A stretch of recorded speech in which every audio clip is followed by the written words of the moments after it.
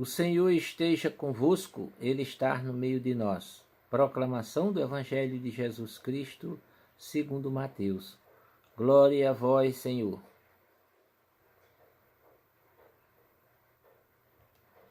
Naquele tempo, Jesus foi à região de Cesareia de Filipe e ali perguntou aos seus discípulos quem dizia os homens ser o Filho do Homem. Eles responderam: alguns dizem que é João Batista, outro que é Elias, outros ainda que é Jeremias ou algum dos profetas. Então Jesus lhes perguntou: e vós quem dizeis que eu sou? Simão Pedro respondeu: tu és o Messias, o Filho do Deus vivo. Respondendo, Jesus lhes disse: feliz és tu, Simão, filho de Jonas, porque não foi um ser humano que te revelou isso, mas o meu Pai que está no céu. Por isso eu te digo que tu és Pedro, e sobre esta pedra construirei a minha igreja, e o poder do inferno nunca poderá vencê-la. Eu te darei as chaves do reino dos céus. Tudo o que tu ligares na terra será ligado nos céus. Tudo o que tu desligares na terra será desligado nos céus. Palavra da salvação. Glória a vós, Senhor.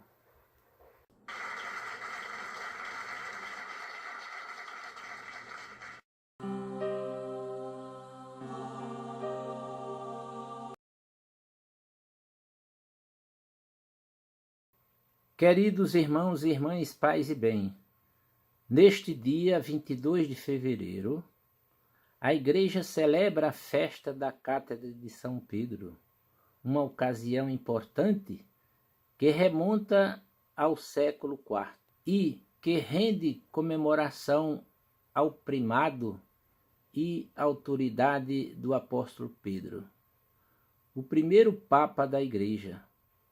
Além disso, esta celebração recorda a autoridade conferida por Cristo ao apóstolo quando lhe diz, conforme relatam os evangelhos: tu és Pedro, e sobre esta pedra edificarei minha igreja, e as portas do inferno não prevalecerão sobre ela.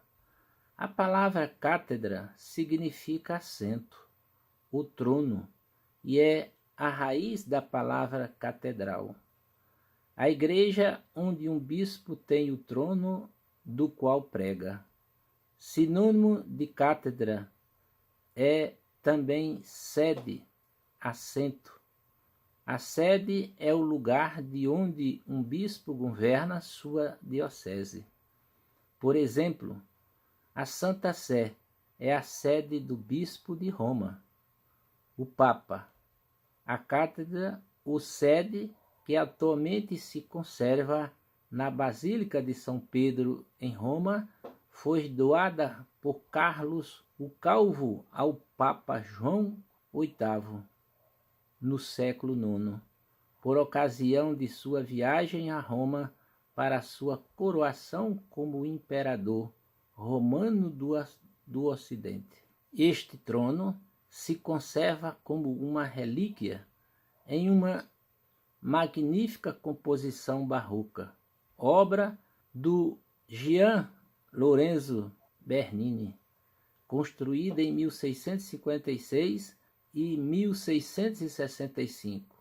A obra do Bernini está emoldurada por pilastras. No centro situa-se o trono de bronze dourado, em cujo interior se encontra a cadeira de madeira e que é decorado com um relevo representando a entrega de chaves.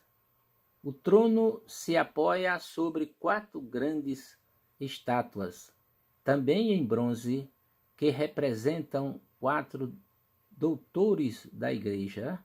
Em primeiro plano, Santo Agostinho e Santo Ambrósio, para a Igreja Latina, e Santo Atanásio e São João Crisóstomos para a Igreja Oriental. Por cima do trono aparece um sol de abalastro decorado com estuque dourado, rodeado de anjos que emolduram uma vidraça em que está representada uma pomba de 162 centímetros de envergadura, símbolo do Espírito Santo. É a única vidraça colorida de toda a Basílica de São Pedro. Todos os anos, nesta data, o altar monumental que acolhe a Cátedra de São Pedro permanece iluminado o dia todo com dúzias de velas e celebram-se numerosas missas da manhã até o entardecer, concluindo com a missa do capítulo de São Pedro. Hoje, a palavra de Deus nos conduz a refletir a pergunta de Jesus: quem dizem os homens que eu sou? Uns dizem que és João Batista, outros que és Elias, ou um dos profetas. E vós, quem dizeis que eu sou? Pedro, tomando a palavra, diz: Tu és o Cristo, o Filho do Deus vivente. O apóstolo, conhecido por diversos nomes, Simão como Pedro, como Simão Pedro, como Quefas, em nome dos 12, responde: Tu és o Cristo ungido, o Filho do Deus vivente. O nome de Filho de Deus é uma expressão usada por Oséias. Aos filhos de Israel se lhes dirá filhos do Deus vivo, o qual concorda perfeitamente com a frase de Mateus e a confissão de Marta: Eu creio que tu és o Cristo, o Filho de Deus, que vem a este mundo. Embora Pedro não soubesse o sentido das palavras que pronunciou, Jesus se serviu das mesmas palavras para fundar sua igreja. Então, tendo respondido, Jesus disse-lhe: Bendito és Simão, porque carne nem sangue te revelaram, mas o meu Pai, o que está no céu. A carne e o sangue não te revelaram o que dissestes. Foi o meu Pai nos céus que revelou o Filho a Pedro. Pois descreve João no capítulo 6 e 36. Todo aquele que o Pai me der virá a mim. Jesus considerou esta declaração de Pedro de tal importância que afirma duas coisas que, sem dúvida, transformarão a personalidade e o ministério do apóstolo. E por isso te digo que tu és rocha, e sobre esta rocha edificarei minha igreja, e as portas do inferno não prevalecerão sobre ela. Tu és Pedro.